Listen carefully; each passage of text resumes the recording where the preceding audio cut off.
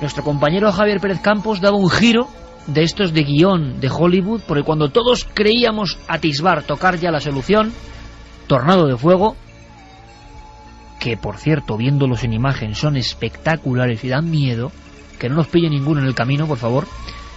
Cuando teníamos casi claro el fenómeno, y es verdad que en Torrejoncillo había unos sectores quemados circulares muy parecidos a los que he visto ahora mismo en las filmaciones, en el ordenador de Carmen, y que seguro que vosotros podéis acceder, Tornados de Fuego.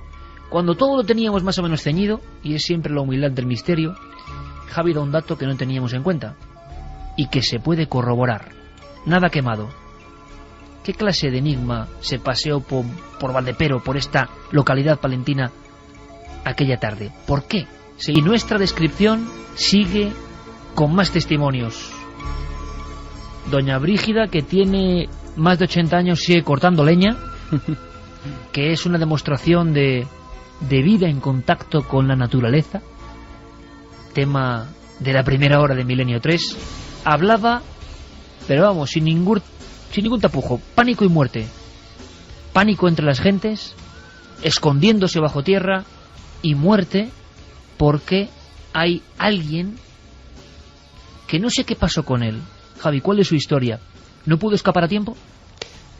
No, el pobre Tomás Pastor, un joven de 16 años, se encontraba en medio de la era cuando todo se desencadenó, cuando él vio aparecer aquello prácticamente sobre su cabeza.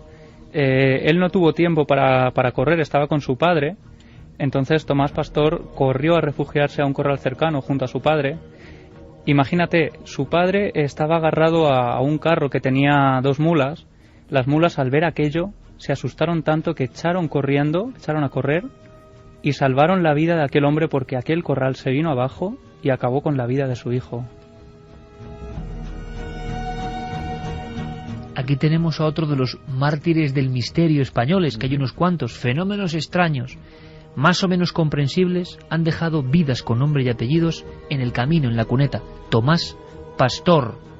Su recuerdo, por supuesto, aún flota por el pequeño pueblo de Fuentes de Valdepero. Pues muy asustadas todas, cuando ya vimos que eso, pues ahí a ver, pues esa villa que a un chico le ha matado, pues se cuenta la familia, y de Valencia se despobló, estaba estudiando la Salle, los frailes y todo, un chico joven, y, horroroso. Estuvimos, yo creo que todo el pueblo, unos días, pues claro, como sobrecogidos, y ay, Dios mío. Antes de saber más de la muerte, Javi, importante, ¿hubo comisiones de científicos, investigadores, personas del gobierno, militares, que llegaron a Fuentes de Valdepero para saber por qué ahí, solamente ahí? No, lo más que llegó fue la ayuda de los bomberos de Palencia, del gobernador, de gente importante que llegó un poco allí a compadecer a la gente, ¿no? Y a estar con ellos durante las horas siguientes. Ayudó un poco también a alguna gente a reconstruir el pueblo, pero aquello, por lo menos no hay constancia aún hoy de que allí hubiera alguien que investigara aquello. Ni explicación, por supuesto. No, por supuesto que no. Y volviendo un poco otra vez, si me permitís, al tema del fuego que no quema, entre comillas, hay una historia que acabo de recordar que me contaban también. Otro pastor que se encuentra en la era cuando se desencadena el fenómeno y ve como aquella gran tromba, aquel torbellino negro, va hacia él, se dirige hacia él rápidamente. Él no tiene dónde refugiarse, se queda ahí pasmado, presa del pánico absoluto, y aquella tromba se posa sobre él. Él empieza a flotar dentro de ese gran torbellino y es transportado por él hasta 1 kilómetro más allá.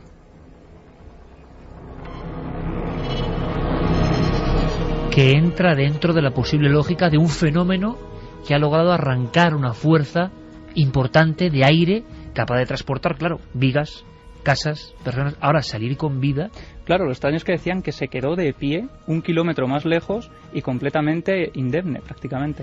Más datos sobre Tomás Pastor. Hay que anotarlo ahora junto a Nicolás Sánchez Martín y tantos otros mártires del misterio españoles, con funestos encuentros cara a cara con la luz.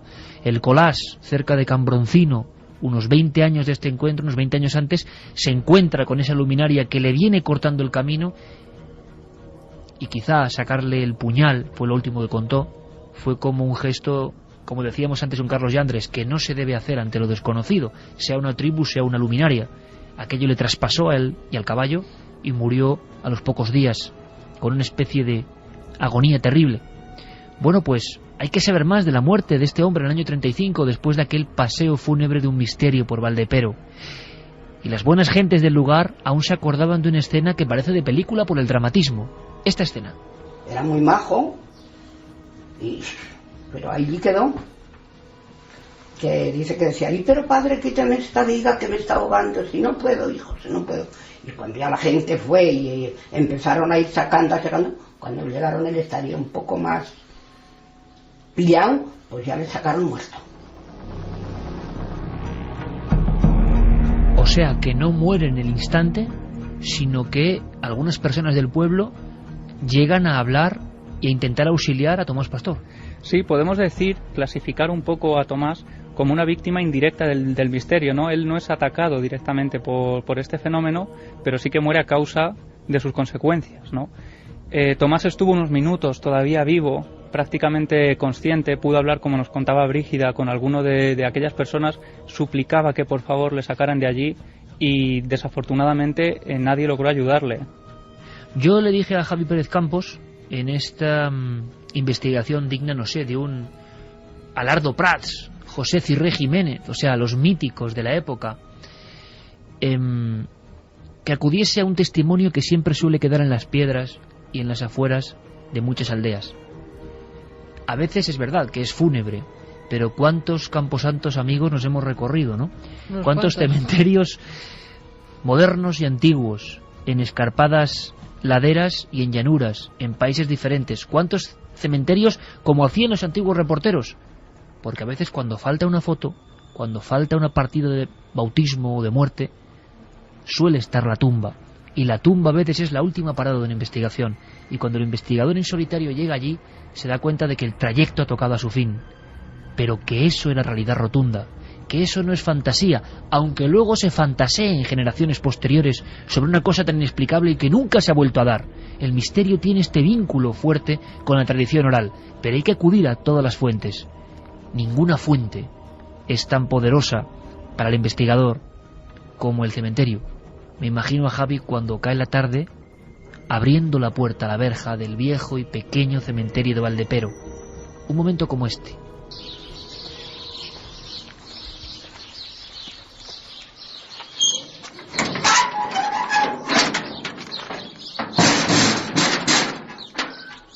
Abres la puerta, se oyen los pájaros. ¿Qué buscabas? Bueno, llevábamos todo el día grabando recursos, entonces ya estaba anocheciendo además cuando llegamos al cementerio de Valdepero. Los chicos se quedan fuera grabando recursos también de Valdepero desde fuera, ¿no? Desde la lejanía. Y allí estábamos buscando desde luego la tumba de Tomás Pastor. En las entrevistas previas había preguntado a todos los testigos y a la gente con la que habíamos hablado si por favor nos podían indicar dónde estaba esa tumba. Y bueno, bien por desconocimiento, bien por respeto, ¿no? Porque la gente, hay personas que lo tienen todavía muy presente, aunque hayan pasado solo nada más y nada menos que 76 años, hay gente que sigue teniendo el dolor y el recuerdo de aquella muerte. ¿Y el miedo? El miedo, por supuesto. ¿Al fenómeno? Sí, y siguen recordándolo tal y como estaban. De hecho, Brígida se nos emocionaba cuando recordaba cómo veía venir todo aquello. Entonces, bueno, nadie parecía querer decirnos dónde estaba la tumba, nos decían que incluso estaba todo ya muy viejo, que había pues moho, que las tumbas incluso habría que limpiarlas un poco porque eran muy viejas ya, imagínate, año 35. Entonces yo me adentro en el cementerio, llego casi a la tapia del final e imagínate la cara que se me queda cuando una de las primeras tumbas que miro hacia abajo, una gran losa de piedra donde la única palabra legible a simple vista era tromba. Se refería a la tromba de fuego. Así es, cuando ya nos arrodillamos, ¿no? y analizamos la tumba y lo que ponía ahí, aquí yace Tomás Pastor, víctima de la tromba del año 1935 a la edad de 16 años. Es decir, imagínate totalmente impresionados después de haber estado husmeando y buscando y rescatando esta historia, cuando el último momento es plantarte ante la tumba de la única víctima mortal de este extraño misterio.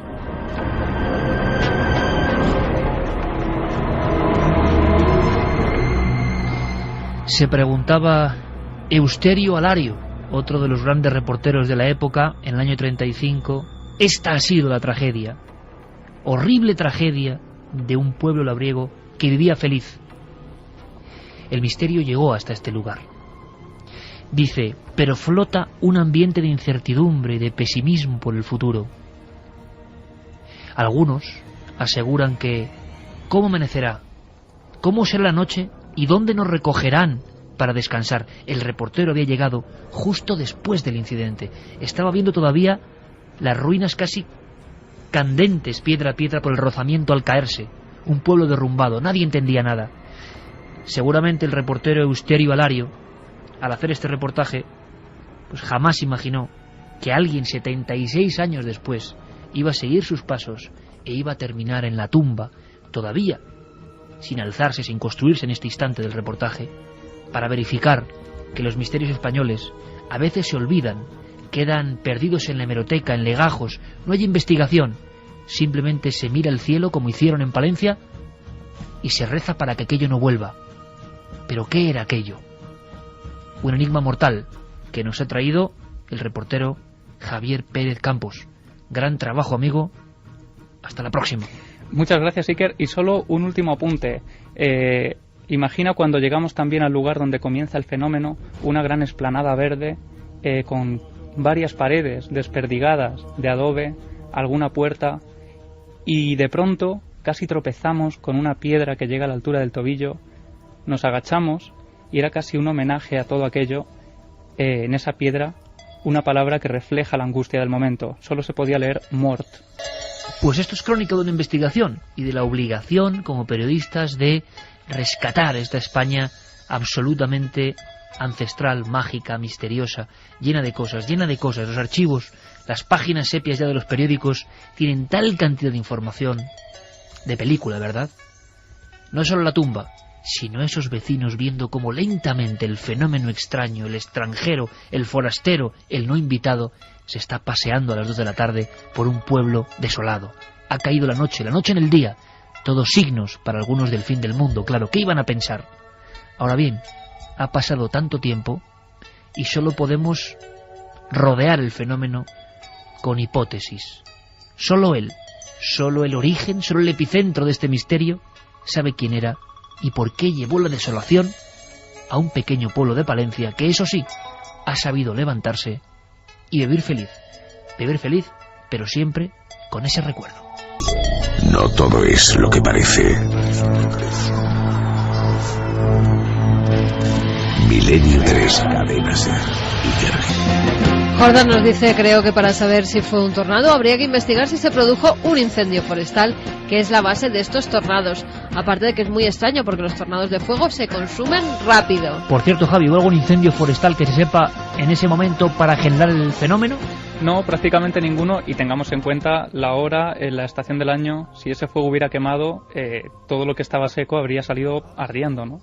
Anaís Pascual nos decía, hola amigos, enhorabuena por vuestro programa, como siempre. Yo recuerdo que mi padre, cuando estaba de nómada en el Sáhara, una vez de patrulla sufrió algo parecido a lo que contáis. Para los nómadas es conocida la Cueva del Diablo. En una expedición sufrieron un siroco muy violento, tanto que tras su paso, que azotó varios minutos al convoy, varios de los que iban en la expedición aparecieron despellejados. Todos hablaron del fuego que salió de la Cueva del Diablo. Puede que la arena azotase con más fuerza, pero sinceramente hace mucho que mi padre no comenta nada acerca de este tema. La cueva es casi un tabú.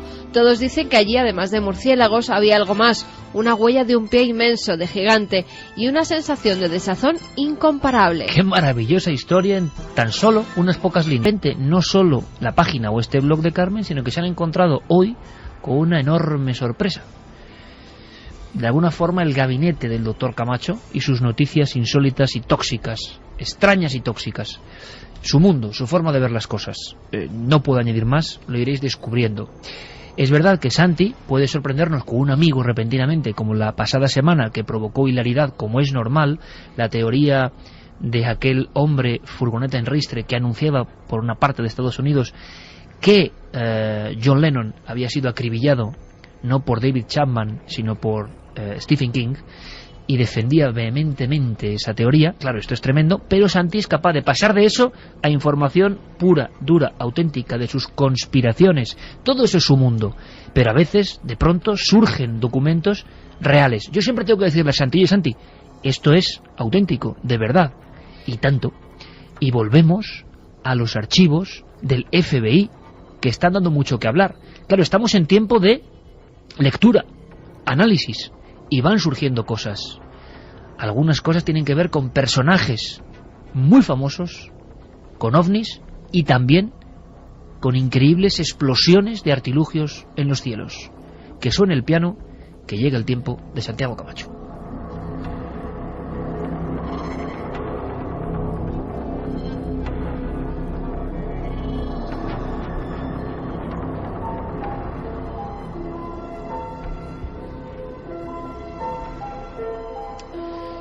Pues sí, el Acta de Libertad de Información norteamericana nos está dando unas semanas de absoluto gozo, cuando no delirio, a los aficionados a los temas conspiranoicos.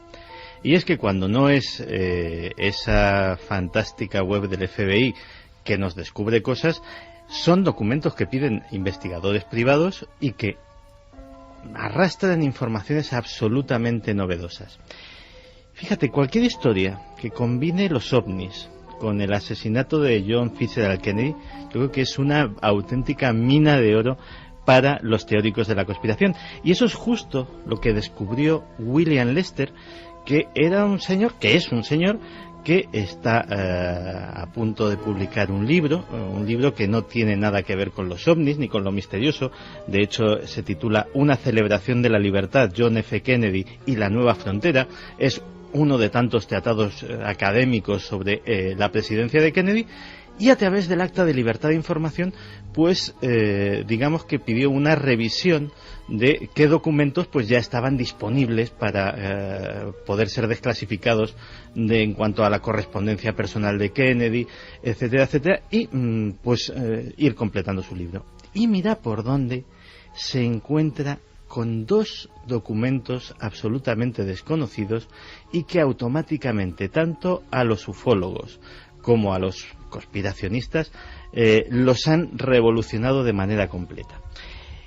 Imagínate una nota de alto secreto escrita el 12 de noviembre de 1963 en la que el presidente Kennedy ordenaba al director de la CIA la entrega de todos los expedientes relativos a los ovnis y tener una ronda de conversaciones con él y con otros directivos de la agencia sobre el tema en el siguiente mes de febrero. Esto es, Santi, permíteme, para que todo el público lo entienda, poquísimos días antes de su muerte. 10 días antes, exactamente.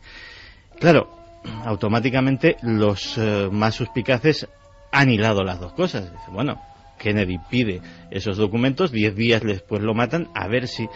Yo, ahí va mi opinión personal, yo creo que no. Es decir, una operación, tanto si hubiese sido si el asesinato de Kennedy, como muchos creemos, es fruto de una conspiración, una operación de ese calibre no se monta en 10 días. Es decir, las razones tuvieron que ser otras, y esto es sencillamente una coincidencia. Pero sí que nos habla de ese interés del presidente Kennedy por ese asunto. Y hay un segundo memorándum, este dirigido al director de la NASA. Y este también es muy interesante porque de alguna forma corrobora de forma oficial ese interés. En ese memorándum le solicita al director de la NASA que tenga la máxima colaboración o el máximo espíritu de cooperación con los soviéticos sobre el tema de los no identificados y otras actividades espaciales. Y se razona. Dice, bueno, vamos a ver, ellos y nosotros estamos viendo cosas, lo cual confirma el hecho, estamos viendo y detectando en nuestros radares cosas desconocidas, cosas que en un momento dado podrían ser interpretadas como una invasión del espacio aéreo, como un ataque. Vamos a ver, no sea que tengamos un incidente grave por error y si nosotros detectamos algo, pedimos información, si ellos lo detectan, nos la piden a nosotros, no sea que efectivamente tengamos un disgusto pues porque aparezca media docena de objetos que no son ni suyos ni nuestros y ello despierte la alarma. Fíjate que eso iría a colación de un documento que salió hace cosa de 10 años. Hace cosa de 10 años salieron dos documentos. Uno de ellos una presunta versión del discurso que iba a dar Kennedy en Dallas, y que decía el documento apócrifo que básicamente iba a versar precisamente sobre, o lo iba a mencionar profusamente, el tema de los ovnis y su intención de dar a conocer toda la información que tenía el gobierno al respecto. Ese presunto discurso siempre ha sido muy discutido y a día de hoy, con toda la seriedad del mundo, solo se le puede dar la categoría de apócrifo. Pero hay otro documento que los expertos en el tema lo llaman el documento quemado. El documento quemado es un documento que aparece en 1990, concretamente de manos de Timothy Cooper, que es un ufólogo norteamericano, que dice que lo recibe de una fuente anónima de la CIA. Se llama el documento quemado porque está quemado, es decir, está chamuscado. El documento, según la versión de este informante anónimo de la CIA, fue rescatado literalmente de una hoguera donde personal de la agencia estaba quemando información que no querían que ni siquiera que pasase a los archivos, es decir, que desapareciese para siempre. Este hombre sacó esta hojita y se la pasó a Timothy Cooper. El contenido de la hojita venía a decir lo siguiente. Venía a decir que Lancer era el nombre en clave que tenía para la CIA Kennedy, había solicitado información sobre nuestras actividades y eso no se podía consentir de ninguna manera. Ese, digamos, es el párrafo más relevante al respecto. Y luego había una serie de veladas alusiones que sí que hacían referencia a que esto podía tener que ver con los ovnis. El documento quemado, a pesar de ser muy controvertido, sí que ha pasado toda una serie, digamos, de pruebas periciales en cuanto a papel, tipografía, tintas, etcétera, etcétera, y las ha pasado todas con éxito. Curiosamente encaja con esta nueva información y bueno, es un capítulo más dentro de lo que sería el asunto Kennedy y los ovnis. Pero hay más, ¿no? Hay una historia de una explosión de un objeto volante no identificado. Claro, luego nos vamos a esta bóveda, maravillosa bóveda informática que nos ha abierto el FBI. Hay que hablar de Capilla Sistina ya, de información, por lo menos. Es una Capilla Sistina de la información absolutamente virtual, pero no por ello menos jugosa, y en la cual nos hemos encontrado otro documento que desconocíamos.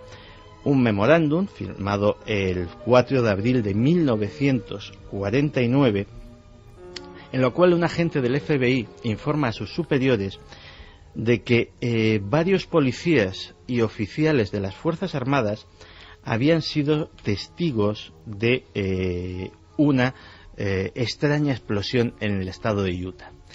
Cuando desarrollamos el tema, resulta que esta explosión es la explosión de un enorme objeto cilíndrico que atraviesa el cielo cerca de la localidad de Logan, en un paraje que tiene el peculiar nombre de Cañón de la Sardina, y que prácticamente buena parte de los vecinos de la localidad, la policía local, el departamento del sheriff de Logan y algunos oficiales de la Fuerza Aérea que estaban estacionados allí pueden contemplar.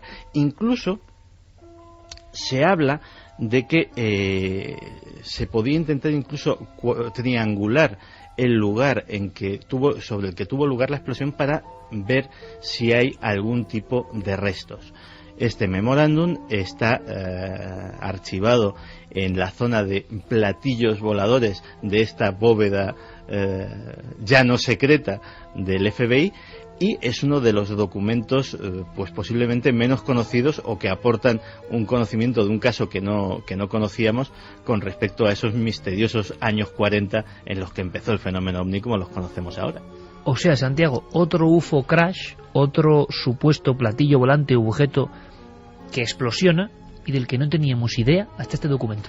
Además, en este caso no estamos hablando, digamos, de un platillo volante que explosiona, sino de esos enormes cilindros que algunos han denominado naves nodrizas, aparatos de el centenar o varios centenares de metros largos que atraviesan lentamente y, según están los testigos estupefactos, pues mirándolo, revienta en una explosión de considerables dimensiones.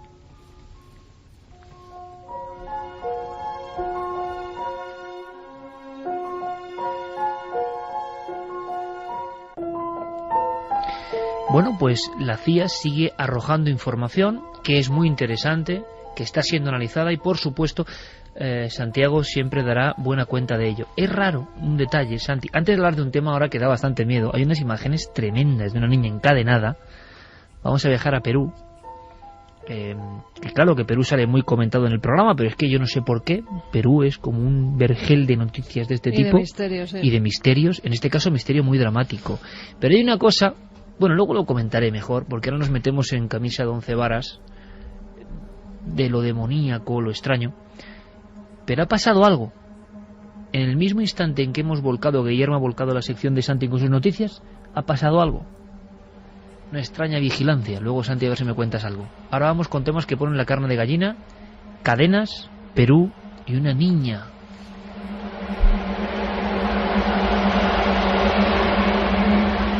Creo que incluso hay sonidos que podían ser el inicio de esta historia absolutamente terrorífica. Bueno, pues si quieres pasamos a escuchar a esta niña de 16 años. Se llama Blanca Giovanna y vive en la ciudad de Jaén, en Perú.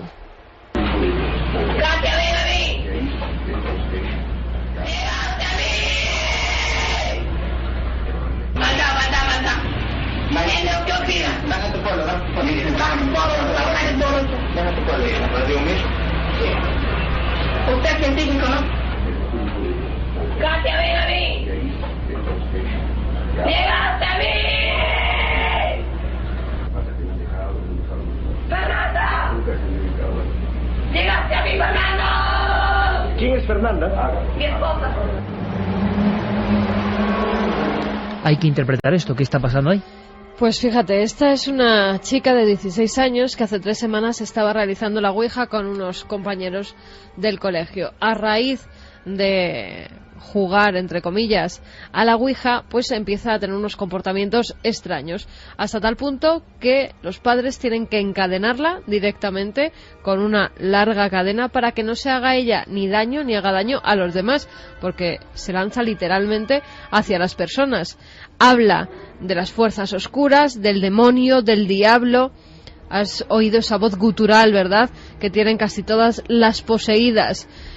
Dice palabras que no comprenden muy bien, la familia está desesperada. Hay unas imágenes impactantes que se ve a la niña detrás de unas rejas asomada a una ventana de su casa que son terribles. Y el rostro que tiene esa chica es que está demodado por completo. No es una niña normal, se ve que tiene maldad en los ojos. Hay un momento en el que hemos escuchado: usted científico, ¿verdad? Se dirige a una persona que está detrás de la cámara y que se lleva un gran susto en ese instante, Iker.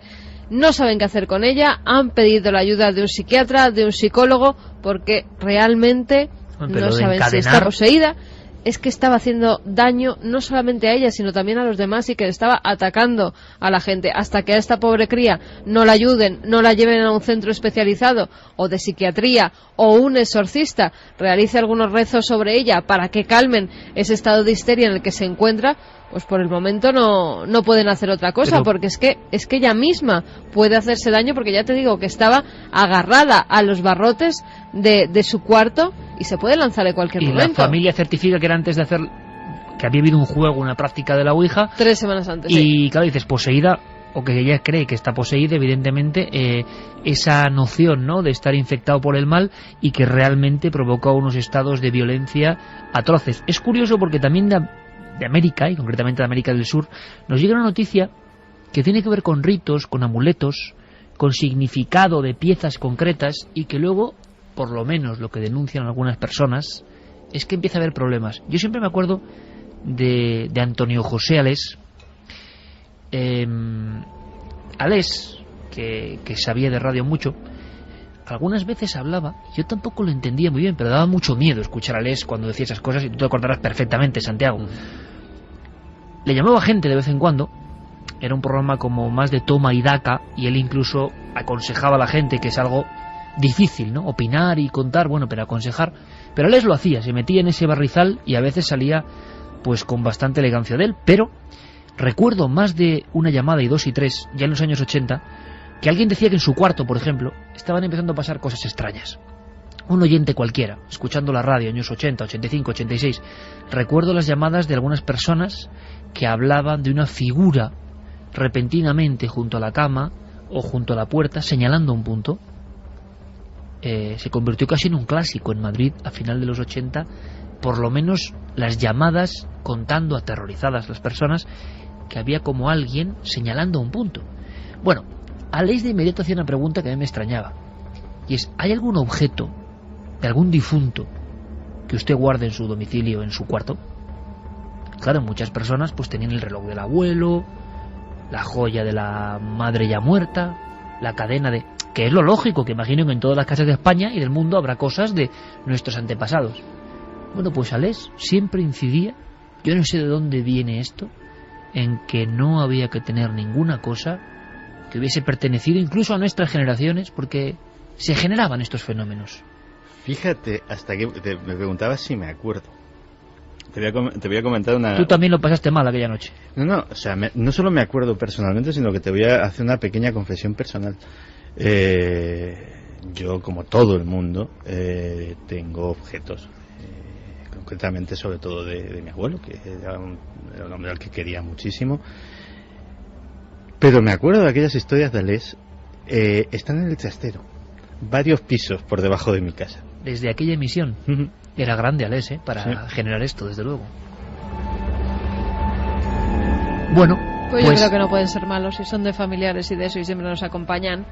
Claro, pero no estamos hablando de lo que decía Aleix, ¿no? Y de su particular liturgia. Yo también era muy niño cuando... Claro. Sí, pero hay gente que le puede dar miedo y empieza a guardar las cosas en los desvanes. Estamos hablando Estamos todos rodeados de objetos que han pertenecido a nuestros antepasados y no por eso vemos visiones a los lados de la cama. Y de arte incluso, ¿no? Que pertenece a personas que ya no están. Mira, yo llevo un amuleto de hace 3000 años. Pero es curioso porque Aleix lo decía como... Estamos hablando siempre de lo que decía Aleix, como con mucha vehemencia defendía eso, y hasta el final de sus emisiones radiofónicas defendía eso, a saber, ¿no? ¿Por qué Antonio José Aleix tenía esa conciencia?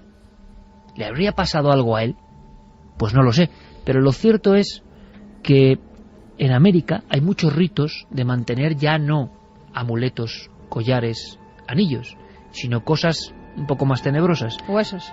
Claro, y ahora hay gente que se está quejando de que pasan cosas. En Ecuador al parecer hay una tradición, pues de que si te vas por un camposanto y encuentras huesos, esos huesos han ido en tu busca y entonces como que te los tienes que llevar a casa para que te protejan, para que protejan el hogar, para que protejan a la familia. No solo eso, hay mucha gente que incluso cuando sus familiares ya ha pasado un tiempo, pues desentierran al familiar y se llevan pequeños huesecitos para tenerlos en altares en sus casas.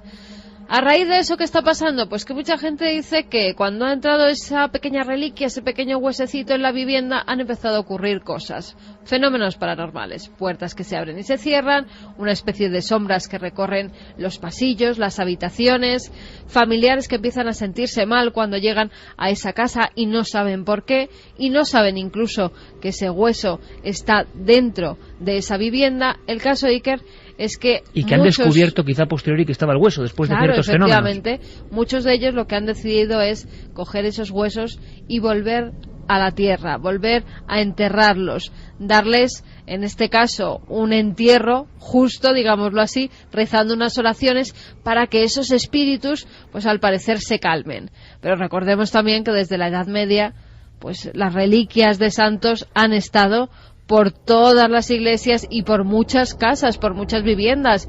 Era muy normal tener esos relicarios en los que había pequeños huesecitos de santos, ¿verdad? Pero ¿y qué ha pasado? Que en Ecuador, en diferentes ciudades, ha habido personas que han denunciado lo mismo. Sí, que han denunciado lo mismo, que a raíz de tener esos restos de familiares, huesos sobre todo, en sus viviendas, que lo cogían como un amuleto para proteger a las familias, para proteger las casas, incluso lo tenían a la entrada de las puertas, en pequeños altares en las habitaciones, con estampitas. Era como algo en lo que tú crees y rezas, y a raíz de eso pues han empezado a pasar cosas extrañas. No sabían por qué, hasta que bueno, cuando han enterrado los huesos, pues todo ha vuelto a la calma. Esto desde luego nos da una idea de en un futuro, Santi, hacer un programa casi igual como Aleix, ¿no? Porque igual hay mucha gente que ha tenido fenómenos y que cree que hay esa relación, bien para desmitificar o bien para no. Pero me ha gustado mucho eso de cómo afecta la radio, ¿eh? La radio es capaz de modificar nuestras vidas, así que, como bien decíamos, que no haya ningún miedo, porque yo creo que convivimos con objetos que son de difuntos desde siempre, ¿no? Ahora, mira que era pillo aquí, en el buen sentido, del amigo Aleix, que dijo, voy a hacer una noche de miedo y va a salir la gente, pero por peteneras, vamos. Y el ejemplo está aquí. A mí me impresionó mucho también, ¿eh? Había una historia de un reloj, de estos relojes que se abren, y con una foto del abuelo o algo así, y que la persona que lo tenía le había pasado como estos de Ecuador, exactamente. Mira, te voy a enseñar una cosa ahora mismo en el ordenador que también te va a impresionar. Ha sido un descubrimiento muy reciente, de hace unas horas. Una araña gigante. Una araña gigantesca. Una araña que además tiene 165 millones de años, que han encontrado en un fósil. Es una araña dorada de seda, o néfila, así se llama. Lo han encontrado en Mongolia, Iker, y solamente las patas miden 15 centímetros. Wow. O sea, cuando ves la imagen, eso te lo encuentras en casa y sales de tu casa corriendo. Yo, por lo menos. La tarántula Goliat es la más grande que conocemos en la actualidad. Y esta es como 3 veces más grande que la tarántula Goliat. Bueno, pues ahí está. La arqueología poniendo terror y poniendo muchas fobias, yo creo que al límite. Vamos a saber qué pasó tal día como hoy. Vámonos con las efemérides. Una noche como esta. Incluso en Milenio 3 es la sección La correspondencia del tiempo pasado, que hace siempre nuestro compañero Carlos Largo.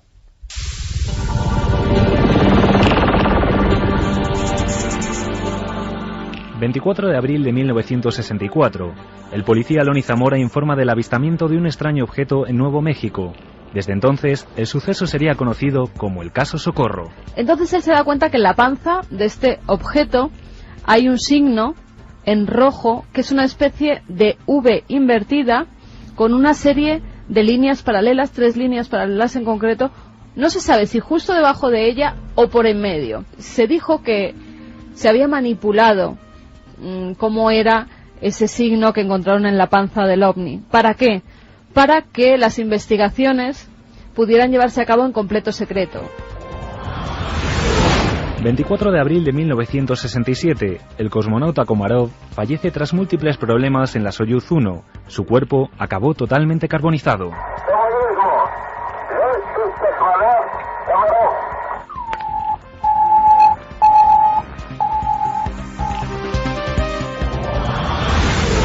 24 de abril de 2001.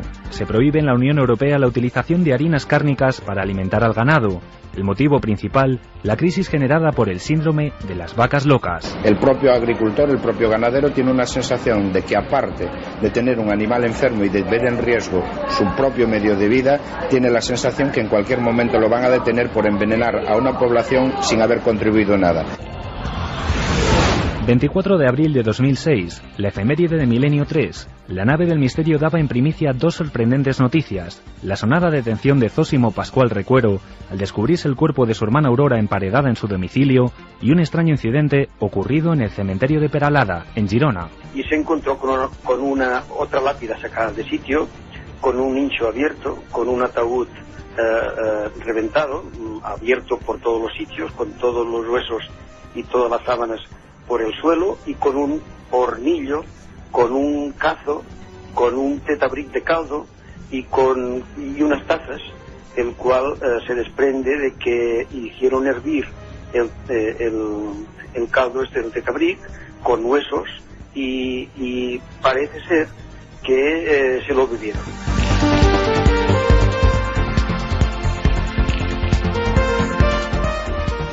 Historias de nuestra propia historia incluso, ya lo decía.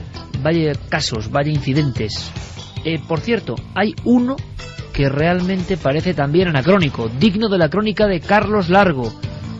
Decían que el último bandolero, si no recuerdo mal, si mi memoria ya un poco encasquillada no me falla, era Pasos Largos, ¿no? El bandolero aquel de la serranía. Ahora dicen que hay otro. Que ha habido otro. Antonio Manuel Sánchez Corral, así se llama. Buen nombre. 40 años. Sánchez Corral. Le llaman el Lute de la Serranía, porque dicen que este hombre que es terrible. Vivía oculto, además, fíjate la zona que está muy de moda por el Corazón, el Bosque, Ubrique, bueno, pues por toda esa zona, bueno, ¿no? Entonces ya empiezo a entenderlo. Si vivía por la zona de Ubrique. El Jesulitas, la College, bueno, sí. Y en medio este tipo. Este tipo bueno. Que al parecer tenía 2 tiendas de campaña. Tenía 8 perros alrededor de esas tiendas de campaña, a los cuales tenía entrenados por si se acercaba alguien que atacaran. Pero no solo eso, tenía medio secuestrada a una niña de 14 años que decía que era su mujer. Y además se dedicaba a plantar marihuana. Angelito. Que fumaba y que además pues vendía, hacía trapicheos con la marihuana que plantaba. Las tiendas de campaña las iban moviendo para que no le pillaran, a veces se escondía en cuevas y también senderista o pastor que veía, lo atracaba. Madre mía. Cuando no iban por ahí senderistas, pues se bajaba, por ejemplo, la gasolina del bosque y también la atracaba. Pero vamos a ver, aquello, como decía Fernández Girbal, ¿no? Historia de los bandoleros españoles o de los bandidos españoles. Había como una mítica, ¿no? Ahora ves esto de las tiendas de campaña, la marihuana y no sé qué, y no sé. Se desmenuza, se cae. El bandolero porrero. Es la cultura del low cost que ha llegado al bandolerismo. Esto ya no es lo que era. Absolutamente bueno, deprimente. Pues no, en serio, le han pillado porque tiene varios delitos, ya hizo otras cosas por las que estuvo condenado en Oviedo, al parecer estaba prófugo de la justicia y al final le han pillado casi con las manos en la masa. ¿Qué dirían Tragabuches, el Pernales y todos los míticos, no? Se echarían las manos al río. Ahora mensajes.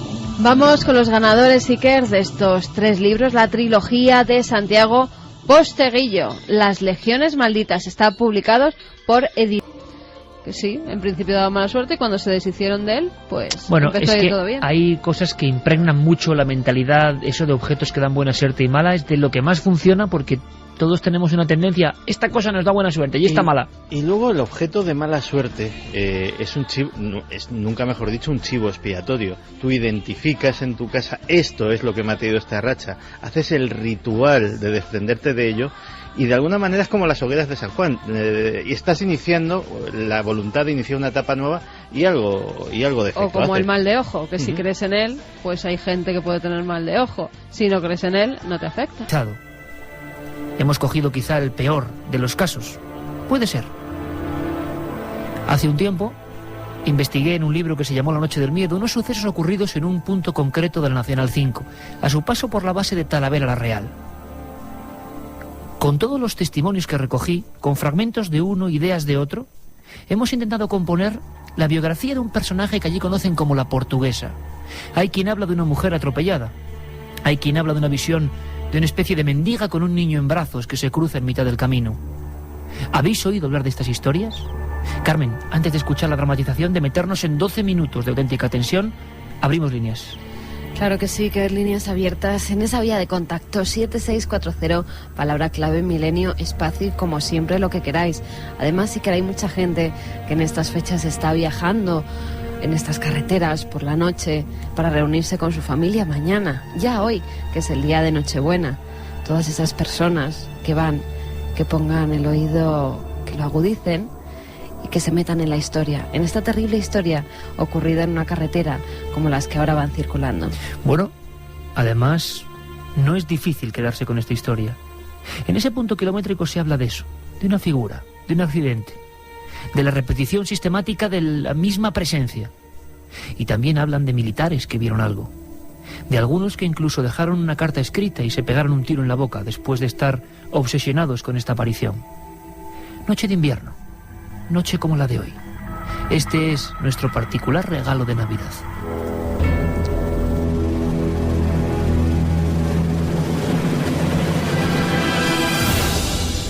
¿Has visto eso? ¿Qué? ¿Qué ha pasado? ¿Qué pasa, Antonio? Mujer, ¿no te has dado cuenta?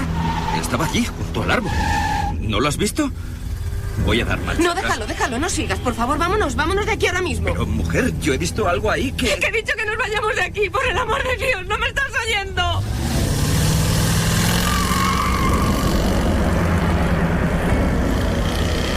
Aquel matrimonio, regresando de sus vacaciones, circulaba por la vieja Nacional 5.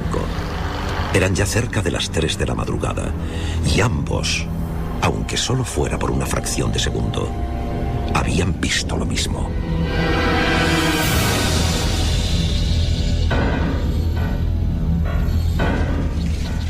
Yo te digo que eso son fantasías. ¿Cómo demonio va a haber una mujer ahí a esas horas bajo la tormenta? Tú lo que pasa es que te habías pasado con el champán. Que no, que ya sabes que no bebo, Ruiz. No me vengas con tonterías.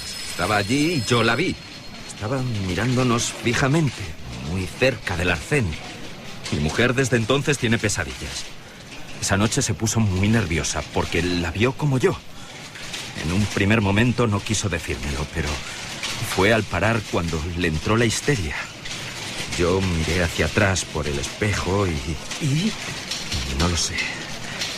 Había algo. Era como un traje blanco moviéndose.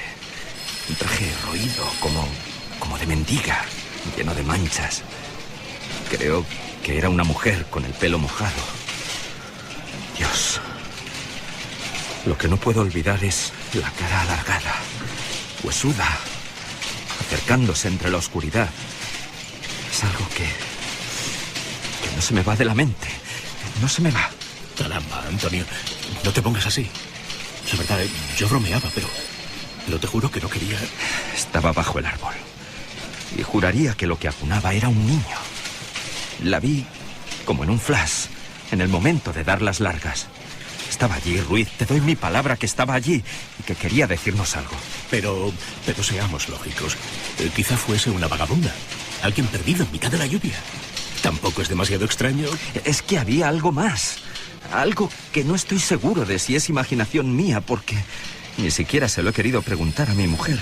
Pero vi algo que le caía por las piernas. Algo que me dio la impresión que era sangre.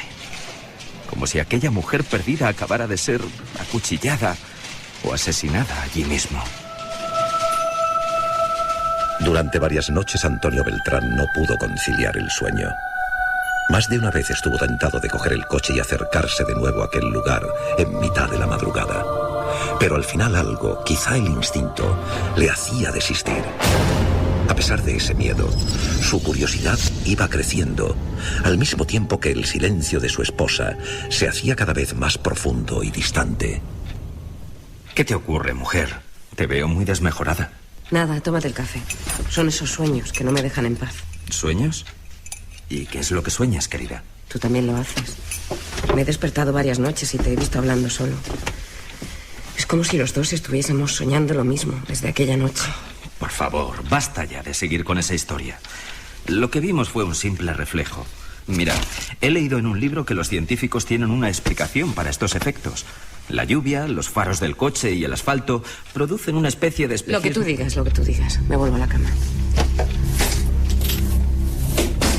La necesidad de saber quién era aquella extraña mujer y qué hacía allí crecía cada vez más en el interior de Antonio Beltrán.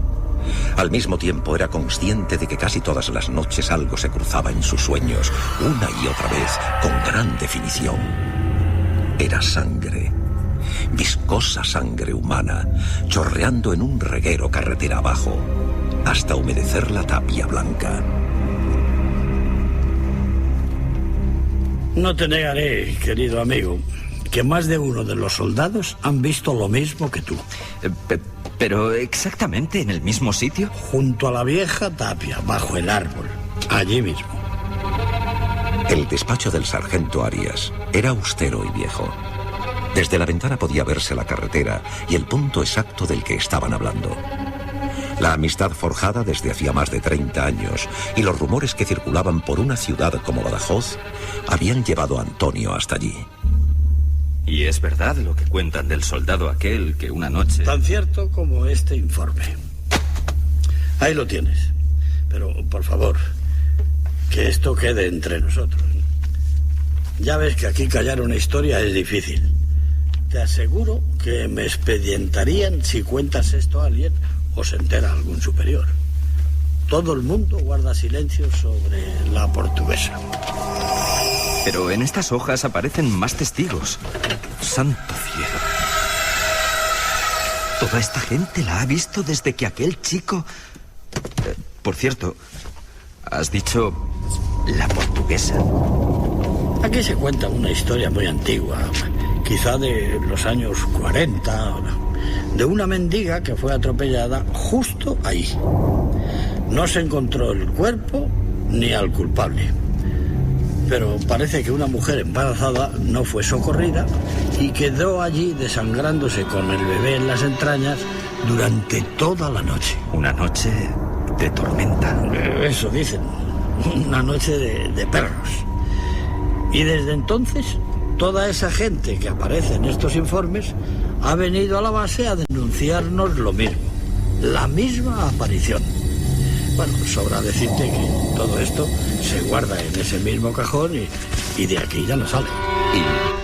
¿Y esta foto? Dios, ¿esto qué es? Para Antonio fue un gran impacto encontrarse con aquella imagen de una cabeza destrozada, como si fuese una sandía reventada contra el asfalto. La fotografía en blanco y negro, adjunta al grueso expediente, mostraba además el cañón de un fusil que se asomaba como una sombra. José Mateo Cano, 20 años, suicidio. Un tiro en la boca en esa garita que ves ahí. Pegada a la carretera y al árbol. El rincón de la Portuguesa, para hablar claro. Sus compañeros nos confesaron que andaba muy nervioso siempre cuando le tocaba hacer guardia allí. A alguno le había hablado de un sonido como una risa que poco a poco se hacía más audible y que salía desde los arbustos del otro lado de la carretera. Al parecer, una de esas noches, llegó a ver la figura de la mujer, con el traje manchado y como flotando, una mujer mayor con una sonrisa, algo que iba avanzando en su dirección. Así hasta que se descerrajó un tiro en la boca. Pues ahí lo ves perfectamente. Y lo grave es que no ha sido él. Desde el mismo momento en que se construyó esta instalación militar, ha habido gente que la ha visto. Una noche de hace un par de años, 3 soldados abrieron fuego contra una figura que avanzaba en la oscuridad. Y justo antes de aparecerse, también habían escuchado un misterioso sonido, como un llanto.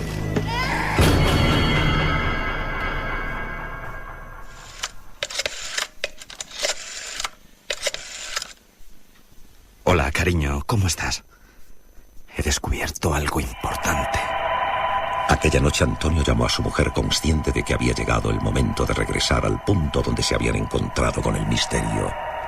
Ella, llorando, se negó e insistió en que no lo hiciera, como si tuviera un terrible presentimiento. Pero la determinación de aquel hombre ya era total. Pasadas las 2 de la madrugada, decidió dejar de recorrer la carretera en un sentido y otro. Puso el vehículo en una especie de camino vecinal, casi a la sombra de un árbol. Apagó los faros y el motor, y en mitad de la negrura, echó los seguros de las puertas. No era capaz de poner pie a tierra. Y ahora se pone a llover. Dieron las 3 de la madrugada y, aferrado a la cámara de fotos que sostenía entre las manos, con el fin de demostrar que lo que había visto era real, siguió vigilando cada palmo de terreno con los ojos muy abiertos y casi pegados al parabrisas. El viejo árbol sin hojas, la tapia, el arcén. ¿Qué es esto? Parece un niño. Encendió las luces estremecido. Había sentido algo después de escuchar esa voz. ¿Qué está pasando? Al dar las largas y enfocar el viejo muro, se dio cuenta de algo muy extraño. En la parte inferior estaba surgiendo algo parecido a una mancha, una oscuridad, una sombra húmeda que poco a poco se iba haciendo más grande. Y entonces las tenazas del miedo, del más profundo terror, le hicieron arrancar el coche. ¡Arranca! ¡Arranca! ¡Arranca! Era inútil. El motor estaba completamente ahogado y él a punto del colapso. Empujó la puerta con todas sus fuerzas para salir, como si algo interno le dijese que tenía que alejarse a toda costa de allí. Lo intentó varias veces, pero... ¡Ábrete! ¡Ábrete, maldito! ¡Ábrete! Fue entonces al mirar por el rabillo del ojo, cuando sintió un frío subiendo por cada uno de los huesos de su columna. Fue entonces cuando se quedó rígido como una estatua. Notó una respiración. Una respiración helada en su nuca.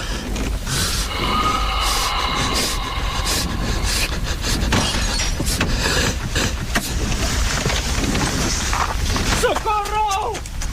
¡Ayuda! ¡Socorro! ¡Socorro!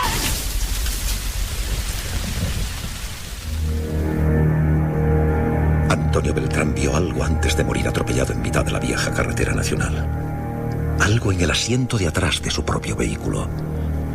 Algo que sobre las 3 de la madrugada de aquella lluviosa noche de 1978 había entrado en el coche sin abrir las puertas, que estaban cerradas con seguro. Algo que muchos llamaban la Portuguesa.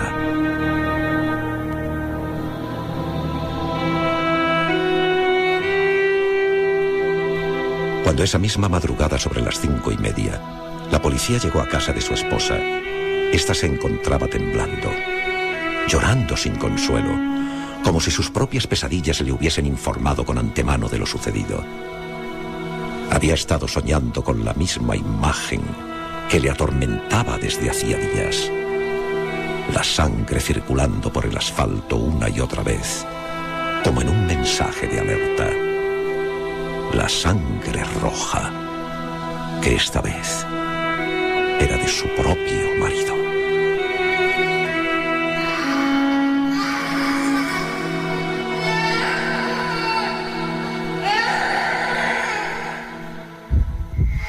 ¿Hay algo que nos quieras contar desde el otro lado? Manda un SMS al 7640. Escribe la palabra milenio, espacio, lo que nos quieras contar. Comentaristas de Milenio 3. Siempre al otro lado. Cuando estoy muy agobiado, un par de licores es lo mejor. El mundo se vuelve maravilloso. Con 2 cervezas se me quita la vergüenza. Me convierto en una persona más sociable. A mí el vino me sienta genial. Con 2 o 3 copas me transformo en un tío muy divertido. No me conoceríais. Te puede parecer que un par de copas de alcohol te convierten en la persona que te gustaría ser, pero al volver a la realidad, el que lo paga eres tú. Si conduces, no pruebes ni una sola gota de alcohol. No podemos conducir por ti. Dirección General de Tráfico. Móviles no, perros no, silencio sí, prohibido parar, prohibido... El día siempre está escrito, la noche por escribir. La noche es para reír, jugar, bailar, disfrutar. La noche es para los búhos. Entra en su magia con Licor 43. Búho 43. Nadie sabe más de la noche. El demonio, un personaje fruto de las creencias religiosas. ¿Una figura producto del miedo y la superstición de una época oscura ya pasada? La respuesta es no. En La Iglesia y sus demonios, la periodista Carmen Porter demuestra que esta figura y su halo de maldad están más vivos que nunca. Editorial Edad presenta La Iglesia y sus demonios de Carmen Porter, una obra que les sobrecogerá. ¿Estás preparado para lo que pueda venir? Milenio 3. Con Iker Jiménez y todo su equipo.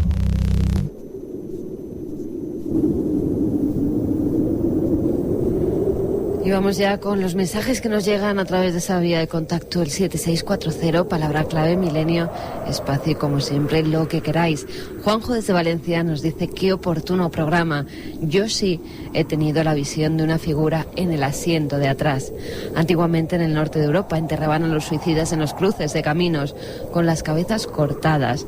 Pasad una feliz Navidad, Mon. Hola Iker, soy Adolfo y a estas horas voy camino de Córdoba y salgo de Figueres. Te estoy escuchando atentamente. Y viajo solo. Un abrazo. Soy transportista repartidor de prensa. Hago la zona de Campo Real, Orusco y me tenéis asustado. Besos. Carmen, voy sola en el coche. Por favor, nos dice Lola. ¿Seguro que vas sola, Lola?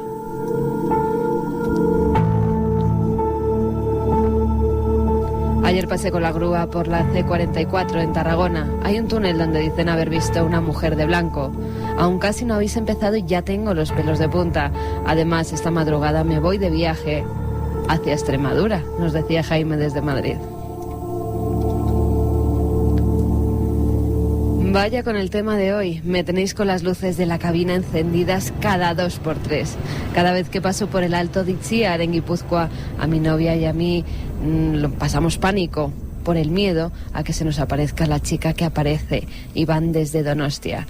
Hola Iker, soy José Antonio. En Jabugo decían que aparecía alguien en la carretera, pero también aparece una niña con traje de comunión en la ventana de un edificio. Sí, bueno, esa es una historia que se ha ido traspolando de un lugar a otro, la de la visión de una niña de unos 4 o 5 años en mitad de la carretera, y que es una visión que viene desde muy antiguo, o sea, una especie de mito transportado desde antiguas culturas, ¿o no? ¿Ocurre de verdad? Aquí mi sobrina y yo tenemos un canguele impresionante. Felicidades por el programa y para cuándo algo sobre el Monsacro en Asturias. Soy Aarón de Tenerife, estoy circulando por la carretera principal del Teide y ya veo de todo. Blas desde Yecla que nos dice espectacular la dramatización. Felicidades. Bueno, pues si esperéis un poquito, ahora están nuestros compañeros con todo lo que está pasando, con toda la actualidad, las noticias de ahora mismo. Vamos a intentar explicar la historia real de estos casos, qué hay de verdad, qué hay de mito. Vamos a irnos a otros países incluso, o sea que es un viaje perfecto para una noche como esta.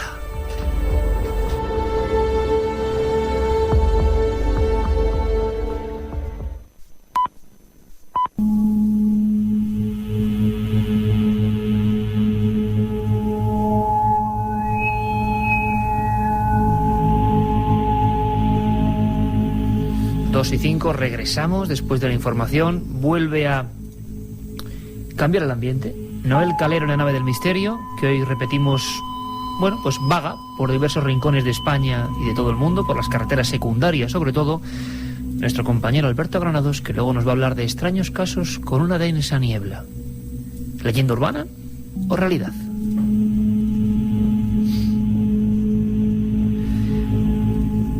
Bueno, Carmen, nuestros oyentes han escuchado con atención la leyenda de la portuguesa, con varios retazos basados en una historia real.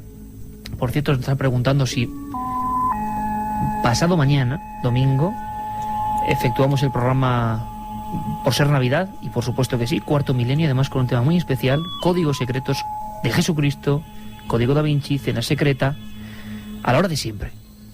Y también muchas preguntas sobre la colección de Biblioteca del Misterio, que por supuesto que sigue ahí. Y precisamente esta semana creo que está a la venta en los kioscos, junto con un CD, con un programa especial, el libro Encuentros, donde hablamos de un caso como este. Y mañana Nochebuena también estamos aquí, Iker. Mañana Nochebuena vamos a intentar quedar todos los amigos, ¿te parece? Sí. ¿Llamamos a todos? Es una buena noche. ¿A los reporteros fieles? A todos. Venga. Así que mañana, sobre las 12 nos han dicho, ¿no? Nos han citado. De 12 a 2. Bueno, pues la dramatización, la historia de Antonio Beltrán, que por supuesto es una dramatización mía, el guión de este vuestro amigo Iker Jiménez, la dirección de Mariano Revilla y la coordinación técnica de Juan Antonio Merayo y todo el equipo de actores. En el fondo, a veces la realidad supera cualquier ficción, y si no, escuchad a Andrés Herrera, que fue militar, hoy es policía en Badajoz y buen amigo de este programa, y que se encargó desde dentro de la base de Talavera la Real de recopilar algunas historias relativas a ese punto concreto, a esa carretera, a ese lugar donde hemos querido recrear nuestra historia. Le escuchamos. Curiosamente, esta es una de las leyendas que más trabajo me ha costado ir desmembrando, porque había muchas versiones de este relato, pero básicamente podemos decir que proviene de un presunto accidente de tráfico muy antiguo que hubo en la antigua Nacional Quinta, que pasa justo por las puertas de la base aérea de Talavera. Y curiosamente ese accidente ocurrió precisamente en lo que era la garita de combustible viejo de la base aérea de Talavera, precisamente en la famosa garita donde ocurrió otro suceso tan truculento como el que ya conocemos del Hombre Verde.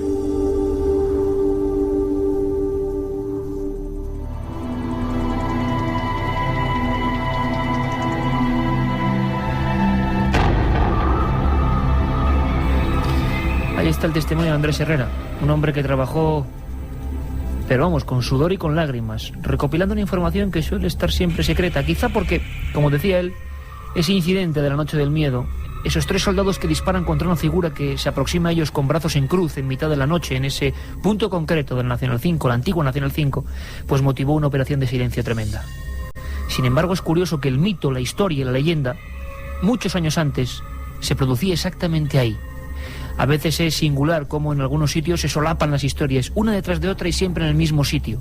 Quizá la clave precisamente está eso, en el sitio. Hay versiones de fuera y versiones de dentro de la base.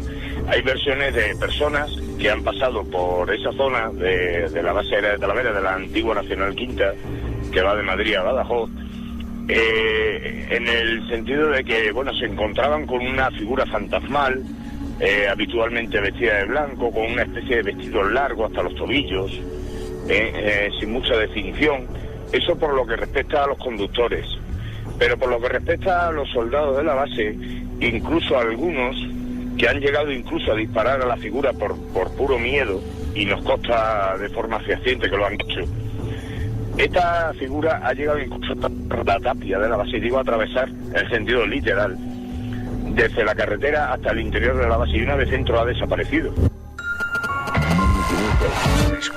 Manda un SMS al 7640. Escribe la palabra milenio, espacio y lo que nos quieras contar. Comentaristas de Milenio 3. Sabemos que siempre hay alguien al otro lado. 2:10. Siempre en directo. La nave del misterio, por cierto, si estáis circulando por esas carreteras, ante todo por encima del miedo, de las historias, de que nos contéis vuestros casos, mucha precaución,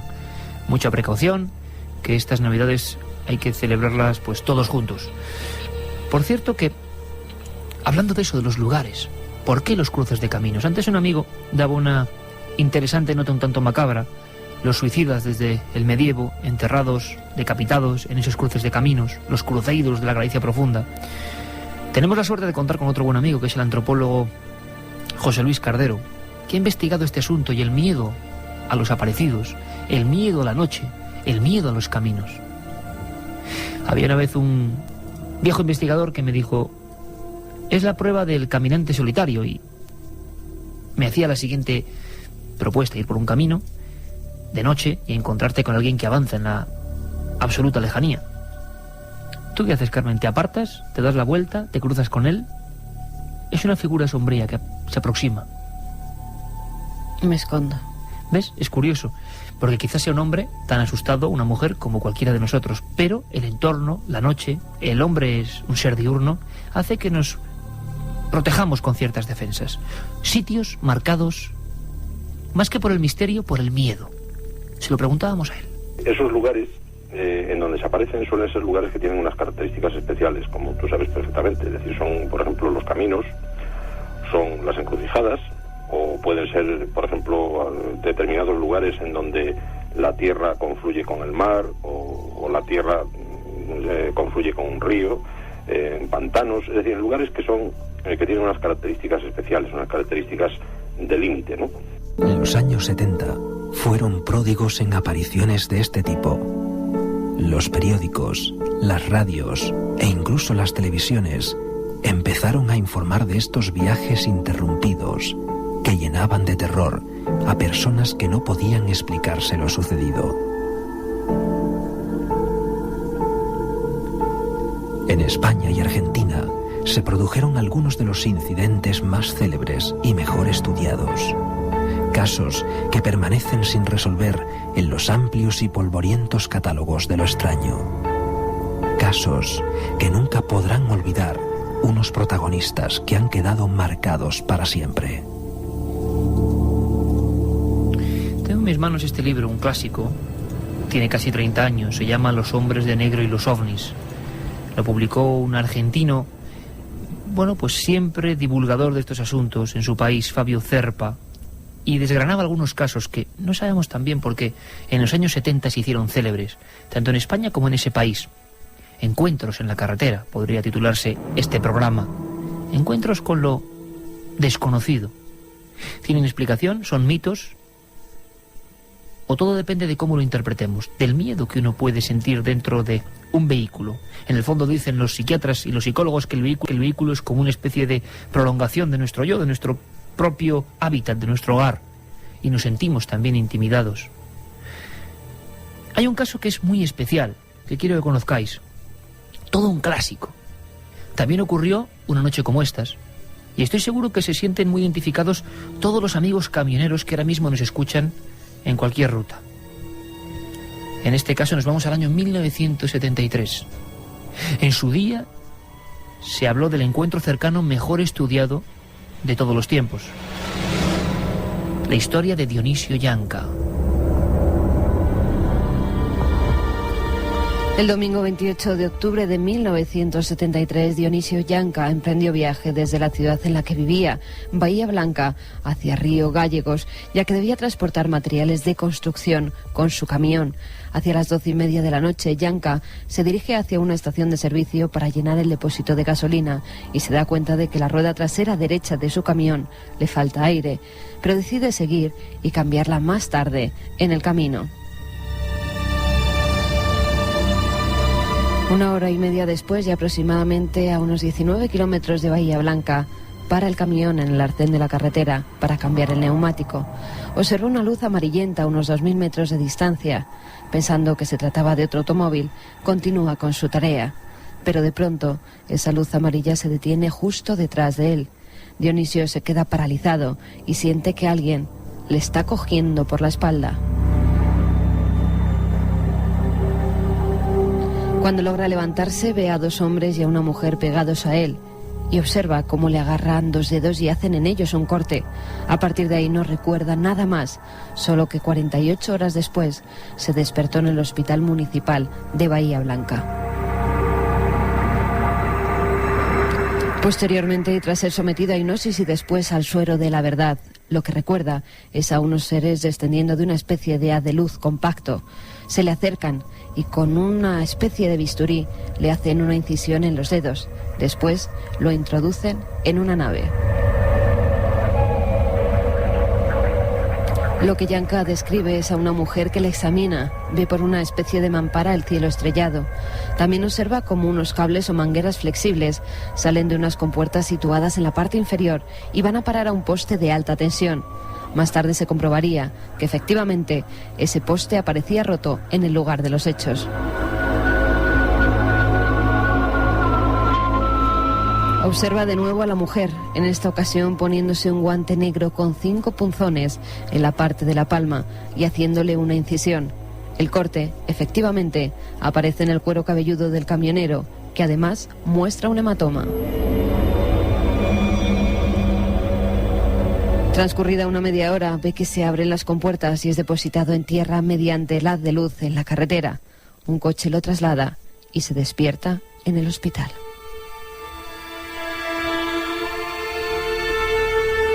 Ese es perfectamente contado el caso Yanca. Lo que ocurre es que Dionisio, un camionero, fue casi conejillo de indias de un montón de médicos e investigadores. Es lo de siempre, porque un camionero humilde va a inventarse esta extraña historia que no le reportó ningún beneficio. Lo cierto y verdad es que estas personas que en mitad de cualquier ruta, en un lugar solitario como este, se encuentran con lo extraño, cambian su vida radicalmente. ¿Qué les ha pasado? ¿Han visto esos seres? ¿Esos seres son del espacio exterior? ¿O esos seres son nosotros mismos? Porque hay una versión mucho más inquietante de todo esto. El investigador Jacques Vallée, astrofísico, estudió algunos casos como el del francés Frank Fontaine, también en una carretera, en el cual ocurrieron cosas demasiado raras. También una luz, un destello y no recordar nada. Con el tiempo, un espacio frío parecido al que describe Dionisio Yanca. Y también una serie de manipulaciones. Pero luego las pistas, aunque nunca se pudo descifrar del todo esta historia, es que ese hombre quizá fue secuestrado realmente por miembros de algún servicio de inteligencia que estarían haciendo una especie de estudio, fijaos qué fácil es hacerlo, sobre cómo se comportaría una persona que cree haber sido abducida o secuestrada por seres desconocidos. Pero se hablaba del hombre que investigó este caso, que llevó a este Dionisio Yanca hasta los médicos. Es el primer caso de la historia en que un testigo es tratado a nivel forense con pentotal sódico o suero de la verdad.